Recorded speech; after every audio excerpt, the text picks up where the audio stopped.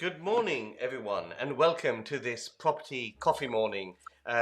During lockdown 2.0, this is the only coffee shop that is open during lockdown. So I hope you've got your coffee at hand. Mine's a skinny soy latte. Let me know in the chat what you're drinking, what beverage you're drinking during this lockdown special. We've got a little bit of a special discussion today. I'm joined by two guests, and we're going to explore two quite interesting topics. One is this issue about tenant evictions. Now, during coronavirus, there have been new rules that prevent landlords from basically evicting tenants for non-payment of rent. Now, this is causing particularly smaller landlords massive pain where they've got built up arrears over quite a long period of time, but there's nothing they can do about it. So the rules have been very unclear. I'm joined by a solicitor from JMW Solicitors, David Smith. Now he was instigating a piece of action, a judicial review of the whole moratorium. And we're going to discuss that and what's happened about that, because there have been some 11th hour developments which were released yesterday, which are very interesting indeed, and we'll take you through all of that.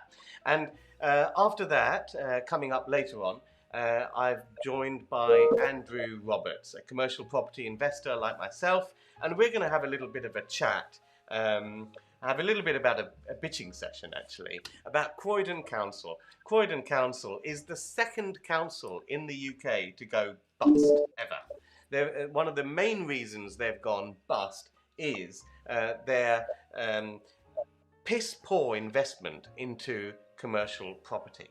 And it just goes to show that even if you've got pots of money, you can still go massively wrong, spectacularly wrong, in investing in commercial property. So I'm gonna have a little chat with Andrew Roberts about some of the lessons learned from the Croydon Council fiasco, so that you don't repeat them when you're investing in commercial property or any other property. So if you're just joining us, that's what we got. That's what we're talking about. We're talking about the tenant eviction ban with David Smith. We're also talking commercial property and the Croydon Council fiasco with Andrew Roberts. Do let us know in the chat.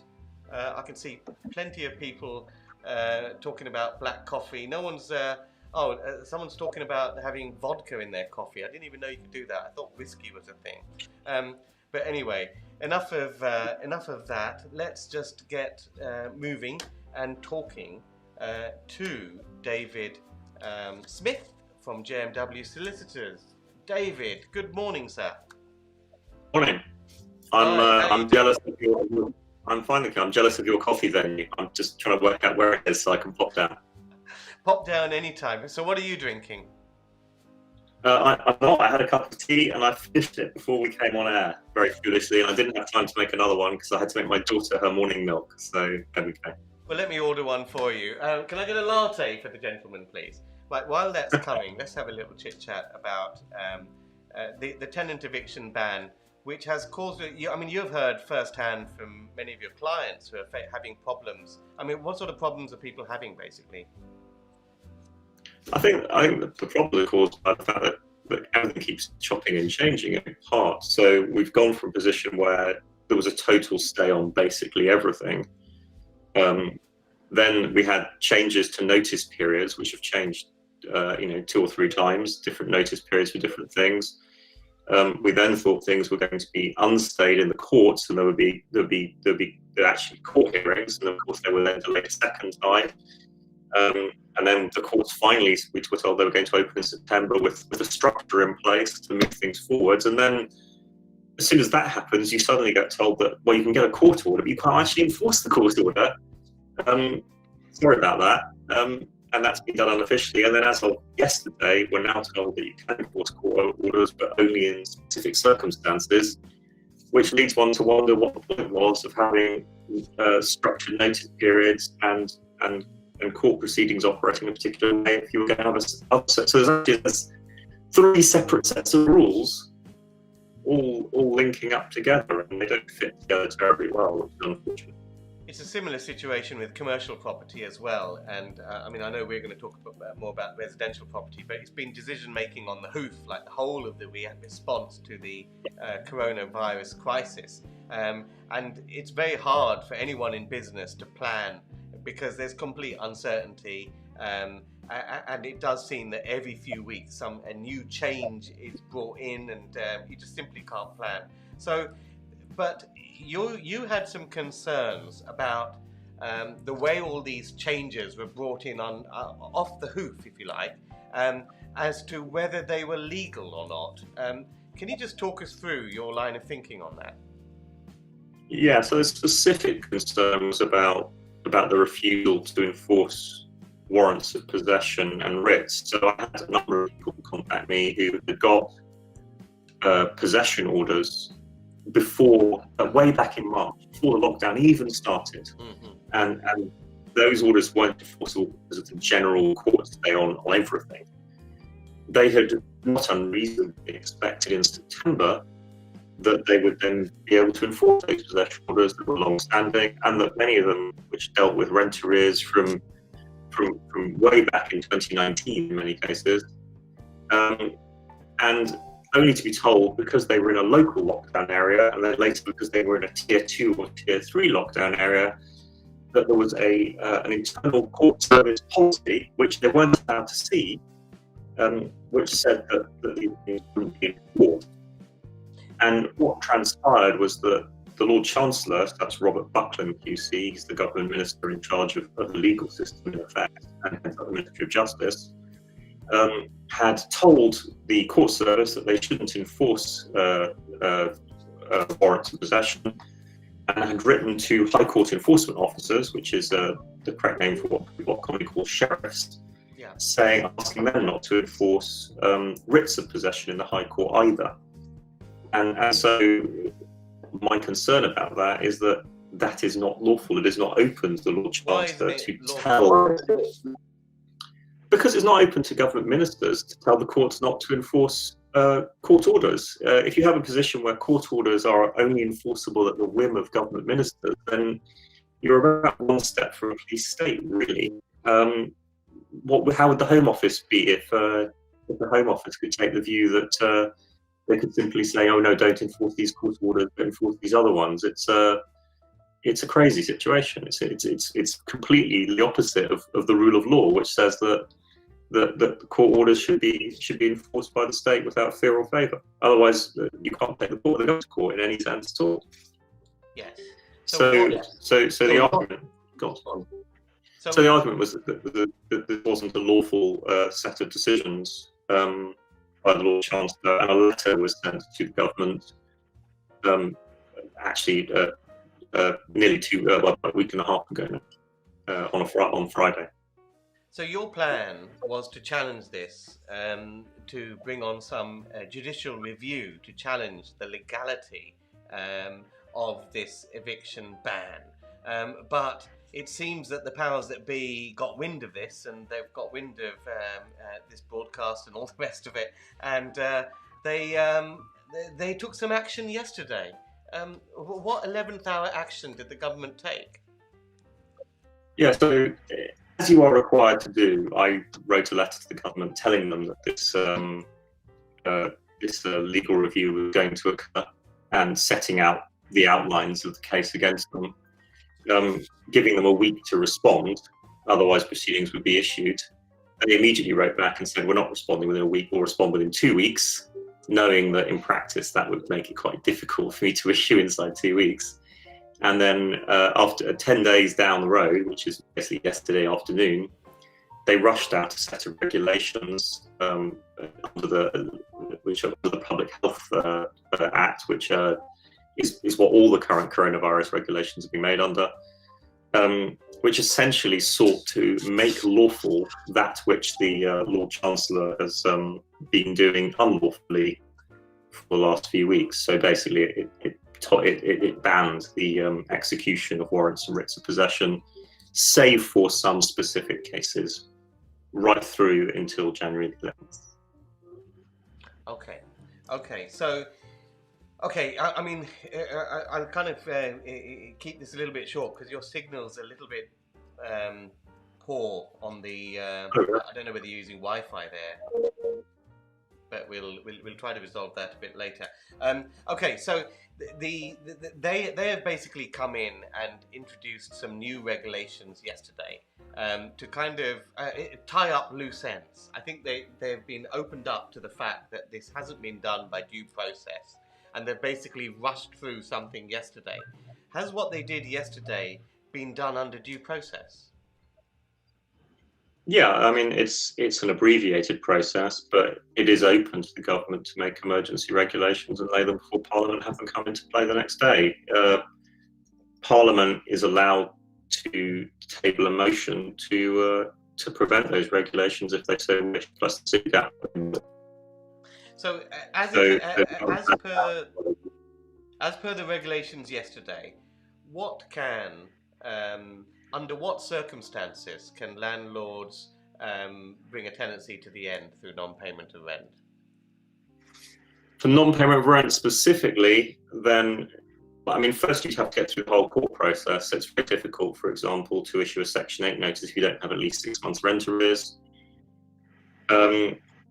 If you've got a possession order, you cannot execute it for rent arrears unless you have 9 months rent or more, and all of that 9 months was accrued before the 23rd of March this year. So effectively, the tenant will have had to not pay their rent since June 2019. 9 months. And that is quite a big thing, really. So yeah, I mean, it's a relatively small number of cases, and it's only in the most, in the most extreme cases that you'll have a tenant who is in that position.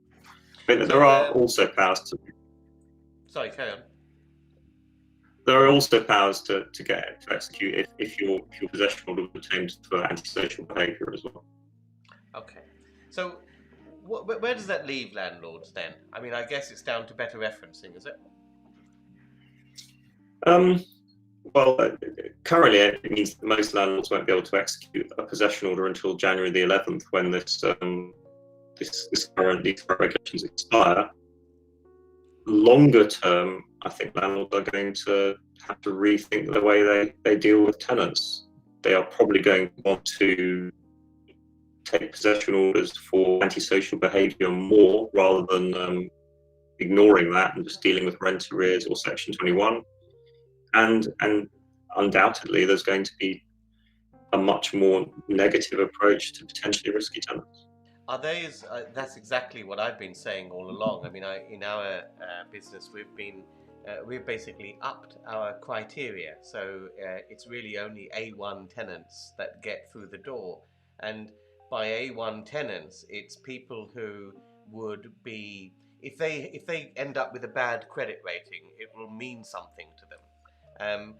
To any tenant or prospective tenant who getting a bad credit rating or CCJ will mean nothing to them. They simply just don't get a tenancy, and this is going to cause problems, I think, for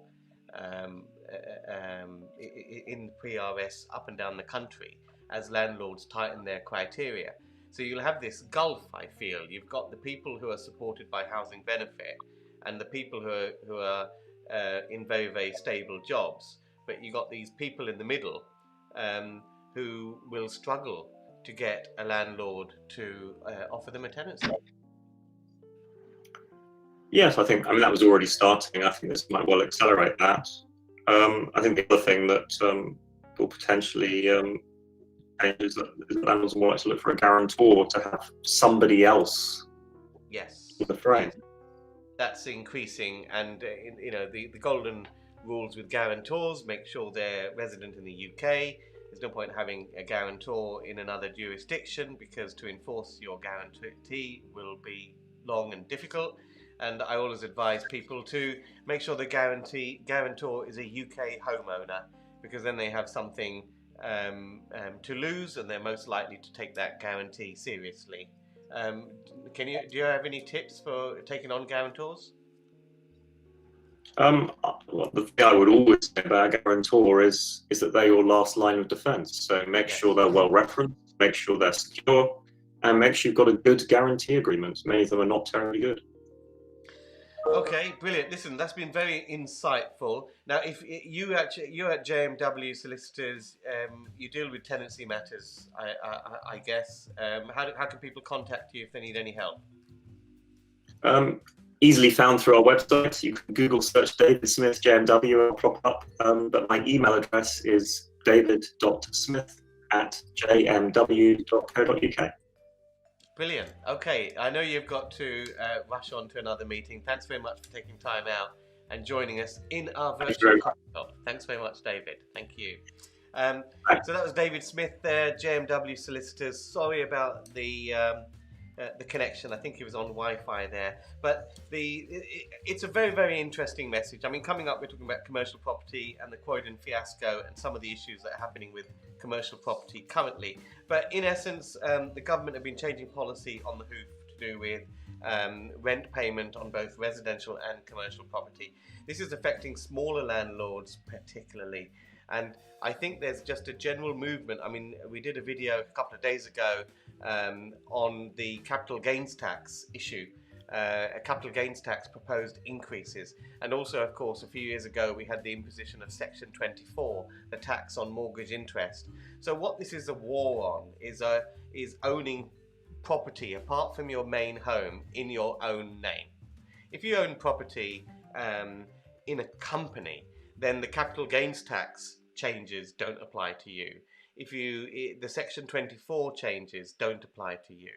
And if you have a larger portfolio of residential properties and you're running it as a business, you've probably thought long and hard about the type of tenants you take on and the processes you put in place to ensure that the tenants are properly referenced and you take on good eggs.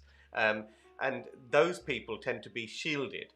I think what's happening now over the last few years is that the smaller landlord, say someone in a professional job who just has a couple of properties on the side, they just don't have the scale and the time and the resources to manage their way through all these changes. It tends to favour the larger player. So the message in property is basically, if you're coming into property, you've got to treat it as a business. If you were setting up nursing homes or a baking shop or something like that, you wouldn't dream of doing it in your own name. You'd do it in a corporate vehicle. And that's the most important thing to navigate your way through some of these changes. So next up, we're going to talk about commercial property. Had a whole bunch of... someone's asking about the email address for David. We'll put it in the chat window. I think it's David it's david.smith@jmw.co.uk. Just search JMW Solicitors. We're going to talk commercial property next. I've had a very interesting comment from Craig Shepherd, who says Cafe Nero, through a CVA, have announced, which is a compulsory order that, but anyway, I won't come on to that right now. Cafe Nero have basically said they won't pay 69 of their landlords rent. And this is affecting a whole number of sites and all of this around the country. What's your opinion on this? Well, my opinion on this is this. We just talked about referencing residential tenants. It's also important to reference commercial tenants. Now, Cafe Nero is a particularly bad player. Let me explain what I mean by this. Now, when I rent retail units or commercial premises to a commercial tenant, what I'm looking at is I'm looking at renting that shop or unit directly to the tenant's business. The problem is that some big companies have set up a propco-opco structure. In other words, they've set up a property company to deal with all the tenancies, and the operating company actually does the operating business. And your lease agreement is with the property company. And this can cause huge problems because if they want to mess about, if you like, all they have to do is close down the propco. Another classic scam, I say use scam. I mean, I probably shouldn't. But another classic play is what happens with international companies. Now, with Cafe Nero in particular, they are set up where they have an offshore holding entity. And what happens with a lot of these offshore holding entities is they loan the UK entity money for its operations. Now, when you actually look in their books, you find that they're the UK entity is paying 23% interest on these intercompany loans. So it's hardly surprising that they're trading at a loss. I mean, coffee is a high markup business. I mean, these guys in the background, you know, they buy their beans, they make good money, markup on from that. So what you've got to do when you're picking a commercial tenant is to make sure that you pick commercial tenants who don't have these structures.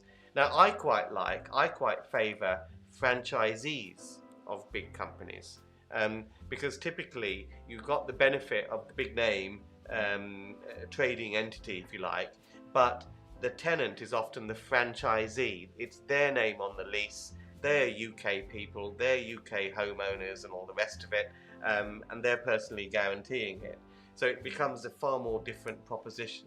But it's a very good question that you ask. Loads of other sort of questions coming in, but I am going to now bring on Andrew Roberts, my good friend Andrew Roberts, as we are going to have a nice little moaning session about the Croydon Council fiasco. It amazes me actually with Croydon how a council, because if you don't pay council tax, you go to jail eventually. So they can actually force you to pay money to them, and you think that's for emptying out the bins or turning on the street lights or whatever it is. But no, they're investing it into commercial property, and they're getting it wrong on a massive scale. Andrew, hi, welcome to the show. How are you doing? Hi, I'm very well, thank you very much. Thank you for inviting me to join you for a cup of coffee today. And I love the mug. Brilliant. I was gonna say, you've got to do it proper, haven't you? Absolutely, absolutely. Yeah. I'm going to get Andrew to talk a little bit about what's been happening at Croydon Council. I'll show you some of the news stories on the screen as well. And if you've got any questions on commercial property, just shove them in the chat and we'll do our best to answer them as well. So Andrew, what's been going down in Croydon? Well, to put it politely, the council have used their reserves to set up a number of SPVs, which are special purpose vehicles, sorry for those who are not familiar with the terminology, to buy and either commercial property or development sites and become developers. Now, I don't know about you, but councils are not developers. So from that point of view, I'm a little confused by them, why they're doing that. Now, they've been doing this for quite a number of years. The leader of the council who instigated this has left the council in September, just as all of the can of worms started to unfold. Now, I'm incredulous. The council own hotels, they own a shopping centre, they've spent £200 million on development, and during the whole of this time, they've not had a penny come back in their till in interest from the loans that they've given to these companies, or any substance. And the hotel that they had went into liquidation. I think from memory it was June or July this year. So they're now using it as a shelter for homeless people. So should a council invest in commercial property? I'm not sure they're doing it on legitimate grounds, and they're also not looking at best use of council funds, because they've spent the council's reserves that they need in the on commercial property investment, opposed to backing up the services they provide. And as a result of that, they've been forced to go to government, cap in hand, for £78 million, a black hole in their budget to actually fill the void. This is So, really, yeah. This is really a fiasco of epic proportions. I mean, I just do not see the case why they need to have a hotel, why they need to have a shopping centre. I mean, there must be massive. I mean, people are saying in the chat the conflict of interest issue. I mean, if they want to, develop the shopping centre or build something in the car park, do they just get the planning permission? Well, they've set these up through special purpose vehicles. So the special purpose vehicle basically allows them to undertake profit-making activities under the control of the council. The council are sole shareholder in Brick by Brick, which is a development company. Yes. They've lent it somewhere in the region of £200 million. 30 million of that only went in July this year. Yet the company has avoided scrutiny of the council's officers by failing to provide adequate and detailed financial plans and reports to the council. And it's also failed to pay back a penny in interest at all over the, I believe it's 3-4 years they've had the money. Now, I'm taking this information from the Grant Thornton audit report, which is quite damning on both the councillors for setting up a private business to make a profit, to plough into services, the gross failure of those commercial entities to turn a profit, and also the lack of probity from the councillors in just handing over a further £30 million earlier this year. And something which I found quite amusing, before I go on to the commercial shopping centre element of it, is the council deposited the land. So if I gave you a piece of my land, Ranjan, and then I said to you, I'll also give you the finance to build this land out and develop it as houses and flats, would you then expect me to pay you full market price to buy them back when I've lent you the money and I've given you the land in the first place? I'm incredulous. The team that they put in place have certainly got away with daylight robbery on that. Didn't have any Going back to the commercial property experience either, I understand. But I think the No. other issue, of course, is that government can borrow at very, very low interest rates. And then Yes. what they're doing is they're using the benefit of that low borrowing to invest in a commercial activity, which is very uncompetitive. It's certainly not a level playing field with the private sector. That's one thing. But I think just to turn this into a discussion on what it means for other investors out there, I mean, it's something that made me actually think, reading about this Croydon Council fiasco. And my line of thinking was, people often ask me, well, how much money do you need to get into property?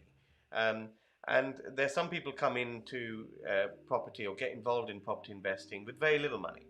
And some people have a lot. And I feel, like the Croydon Council case, they had a lot.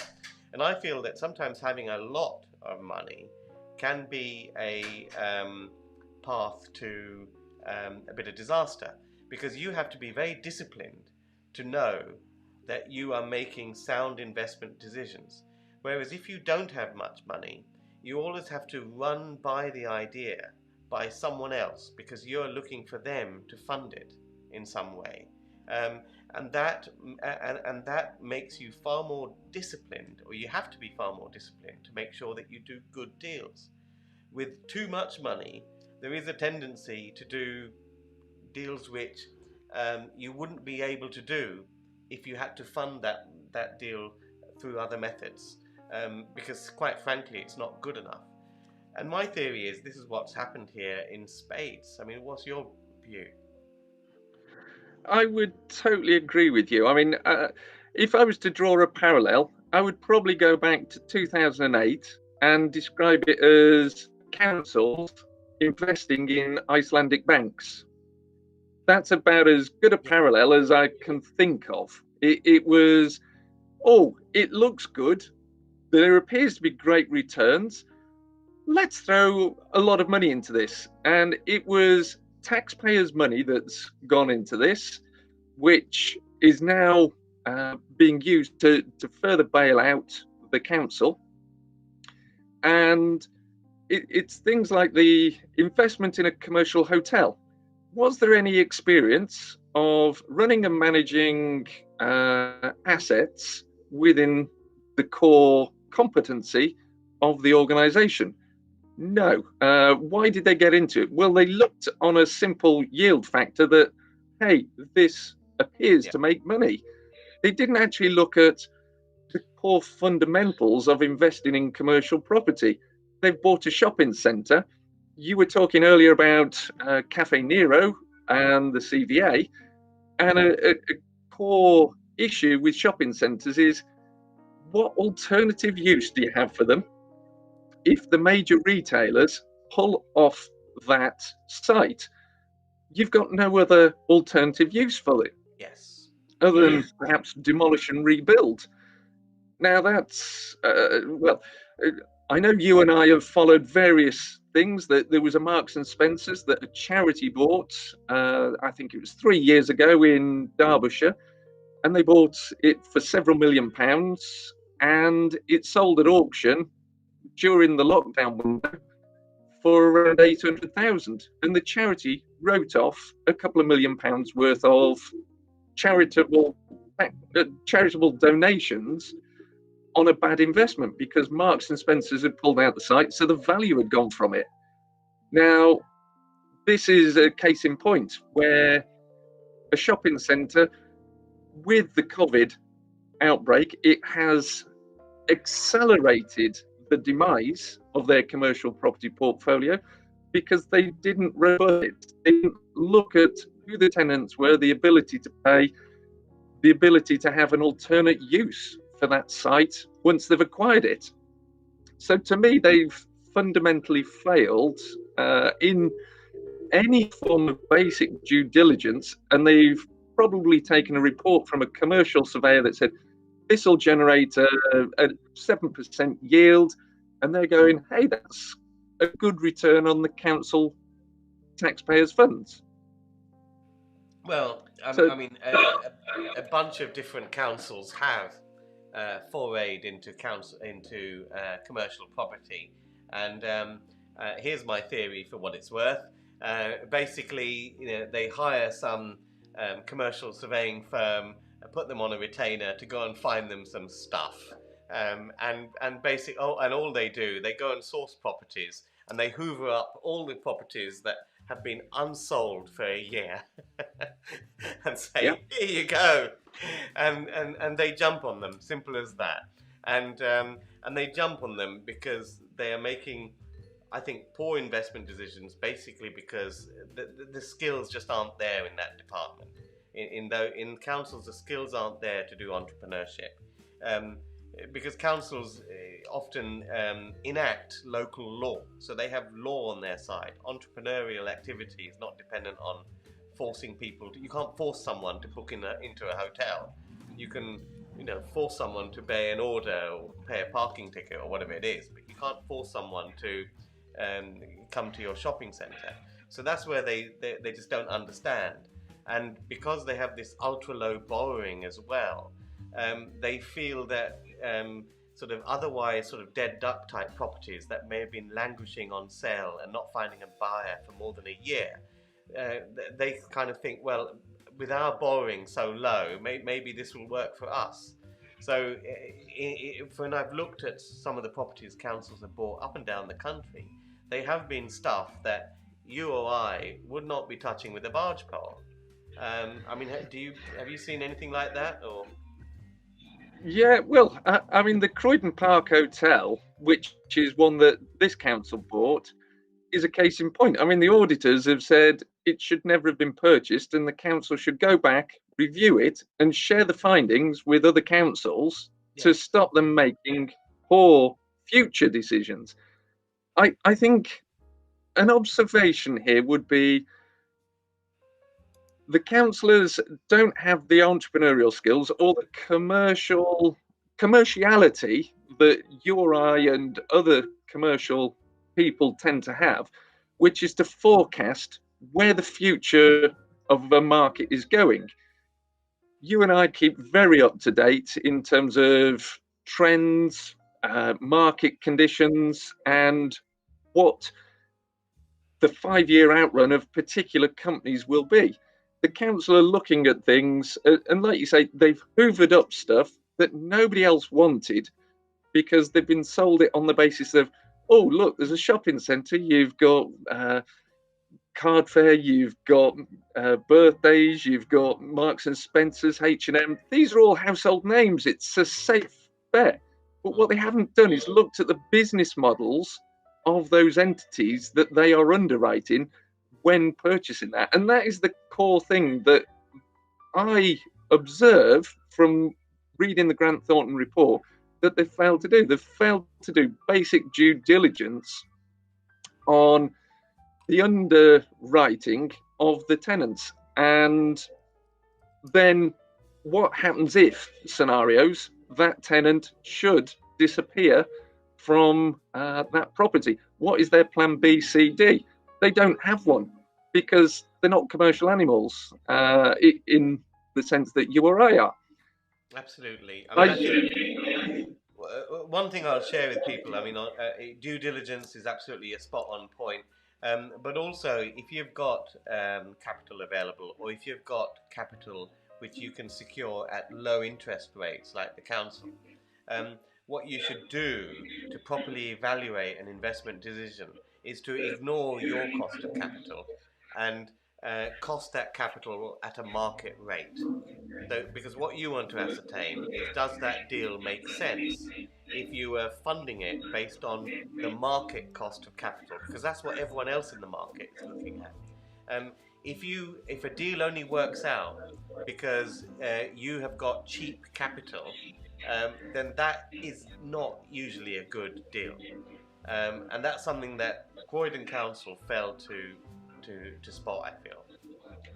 Yeah, well, I mean, when I'm looking at commercial deals, I look at two calculations. The first one being the cost of the capital, and as you say quite correctly, to market base it. Now, Croydon Council, in my opinion, didn't necessarily compare and contrast to a market base. They were just comparing their cost versus the yield and saying that's the profit margin that should come in from these. The other thing which I do, which I find a number of people don't, is does the deal stack and does it have alternative uses should that tenant move out? And that is critical in your decision making, because you shouldn't just buy it on the current now, because things change. And what we've seen over the last 20 years is businesses come and businesses go. We had mobile phone shops spring up and then they've fallen off the high street in vast swathes. I mean, Phones for You was an example of that. We've had major retailers that you thought were household names in 2000, Woolworths, 2008, no Woolworths. You had Debenhams, now no Debenhams. So you can't assume what happened in the past will carry on. Yeah, I was saying Blockbusters, I really miss those. Yeah, I mean, great little video rental store. I mean, who goes out and gets a VHS cassette? So a lot of our younger viewers will be wondering what VHS actually is. They'll be thinking that's a real estate acronym, but no, it's not. Yeah. Well, if they know what VHS is, drop the comment in the box below, because it's some form of property acronym, isn't it?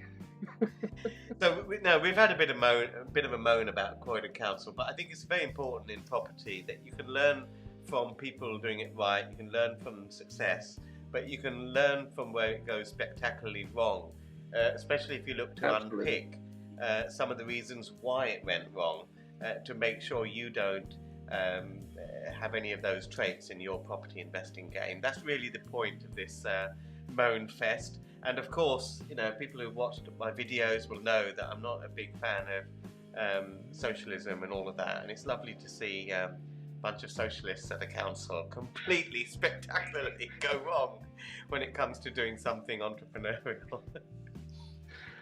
Only the second in the UK. I think the first was Liverpool in the 80s under, was it Derek Hatton, who was he made Corbyn look right wing. If anyone remembers Derek Hatton. Yeah, I mean, I've only got the auditor's report to go on, which is a 21-page thrilling read, I must add. And they've made some real damning comments about the councillors and the fact that they were giving out money and didn't actually challenge anything, didn't actually look to see if it was a sound investment in any way, shape or form. Now, is that a means for investing or for councils investing in commercial property?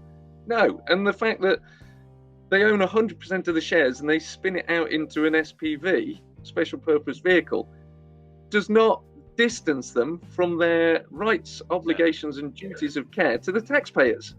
It's just putting a smokescreen in place. I think it was grossly wrong and negligent. And they should stick to what they're good at, providing housing and support services to the local community. I thought you were hesitating to think of something that they're good at there. Yeah, well, I was going to say housing and support services, but they're actually slammed in the report for that as well. Well, I'll put you on the spot a little bit here in this question. So what do you feel are the takeaway learning points for us property investors from what went wrong at Croydon? Completely putting you on the spot. It is.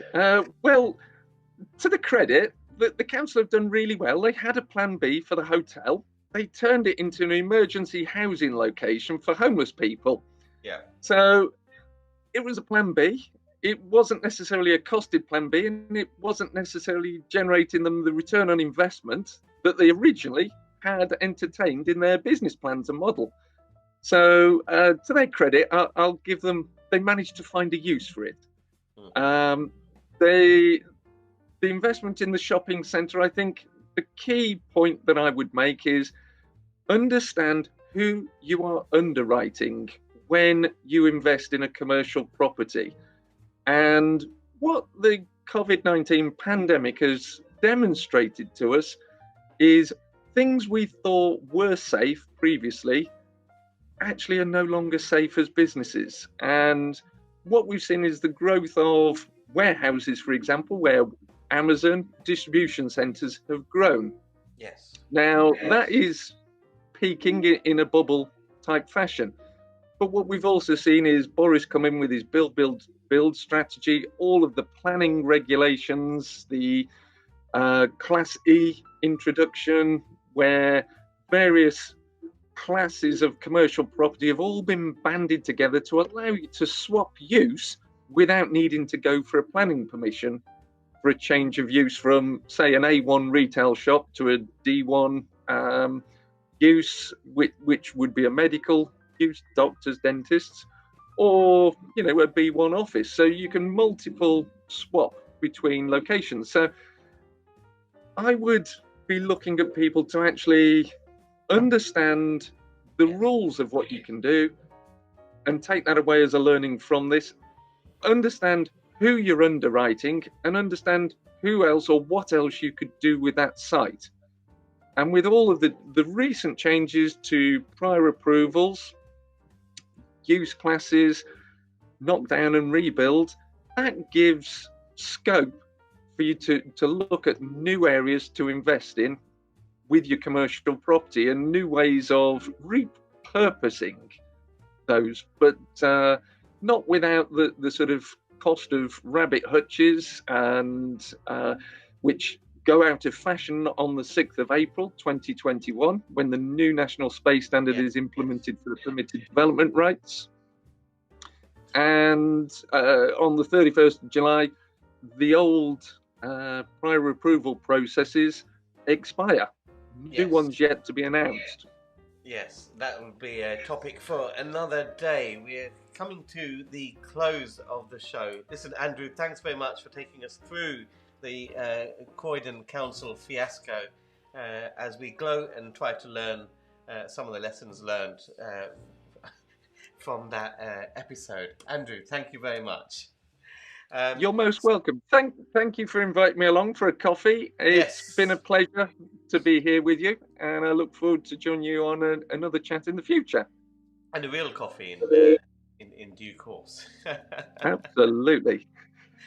So, yeah, as Andrew said, it's all about repurposing with commercial properties, and that's because the COVID crisis has basically accelerated a whole bunch of changes that were already happening in the economy with technology and all the rest of it. But COVID has just brought them all to a head, and that means that a whole bunch of commercial properties are either defunct, but there are alternative uses that they can be put to. And the government is making it easier for us to find those alternative uses. This is one area that I offer some free training on. I'll put a link in the description so that you can sign up for that. I do a 90-minute webinar on the subject of repurposing commercial units. The next one is next Sunday, and you can sign up for that in the description below. Next week, we are doing another one of these coffee mornings, the only coffee shop that is open for business during this lockdown 2.0. There's been a lot happening this week, particularly with the launch of, now we seem to have vaccines every day, and we're being told that they're 90% plus effective and all the rest of it. Is this the turning point? For what it's worth, I think it is the turning point. I think it is the turning point to being out of lockdown mode and having some sense of normality, particularly with the economy, into next year. So what will that mean for the property market and property in general in 2021? To help me answer that question, provide some answers with that question, I'm joined by my property elevator buddy, John Howard, who has been investing in property for longer than I have, actually. And we'll be talking about our insights, if you like, on whether we are turning the corner, what this all means for property market in 2021, and taking your questions as well. So that's next week. Keep watching the videos on this channel. We've got some interesting videos going out this week. Look out for one coming out on later on in the week on my thoughts on BRRR, which is buy, refurbish, refinance, rent, and all that sort of stuff. So I'll be doing all of that later on in the week. Look out for that video. Okay, guys, I hope that was useful for you. Keep safe, and see you for next week's Coffee Morning.